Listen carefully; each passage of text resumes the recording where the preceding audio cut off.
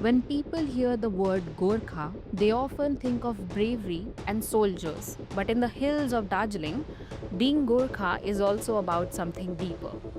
Generations of communities living alongside forests, rivers, and mountains. पहिला हामीले यही खोलाको पानीहरू जङ्गल जाँदाखेरि घाँसमा जाँदाखेरि भोक लाग्थ्यो तिर्खालाई त्यतिखेर पिउँथ्यौँ। अहिले यो पानीहरू पिउनु नसक्ने अवस्थामा छ, किनभने नेचरसँग जोडेको छैन, पपुलेसन पनि बेसी भयो है, जनसङ्ख्या। त्यस कारणले गर्दाखेरि चाहिँ नमस्ते, मेरो नाम मित्र कुमार लिम्बू हो।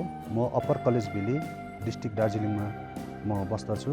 अनि म अहिले चाहिँ म यो अप्पर कलेज भेली पूर्ण अब हामी चाहिँ 4 पुस्तादेखि यस ठाउँमा हामी बासिन्दा हो। अनि म चाहिँ लिम्बू भएको कारणले गर्दाखेरि ट्राइबल कम्युनिटीबाट बिलङ गर्दछु।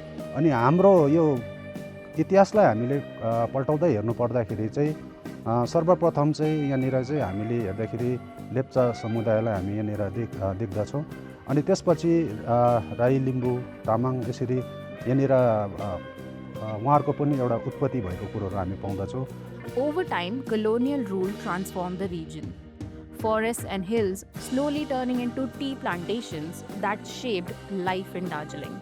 अहिले अब समय हेर्नुहोस्, अब धेरै परिवर्तन भएर गएको छ।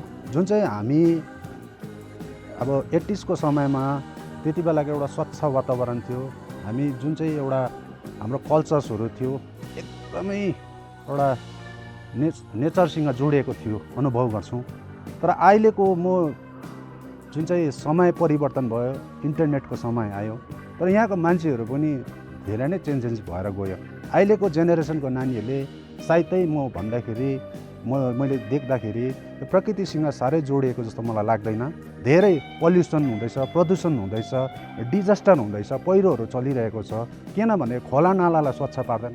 Today, with the support of Mountains to Mangroves initiative, Mitra and his community are working to revive their forests, protecting the land that sustains them and the Gorkha culture rooted in these hills. आज यो Gorkha community बस्यो भने है, बाँच्यो भने आज पहाडै बाँच्छ, अनि पहाडै बाँच्यो भने देशै बाँच्छ है। किनभने गोर्खाहरूले त योगदान देशको लागि धेरै नै दिएको छ। यो कुरो चाहिँ हाम्रो सरकारहरूले पनि बिर्सिनु हुँदैन। म यही नै भन्न चाहन्छु।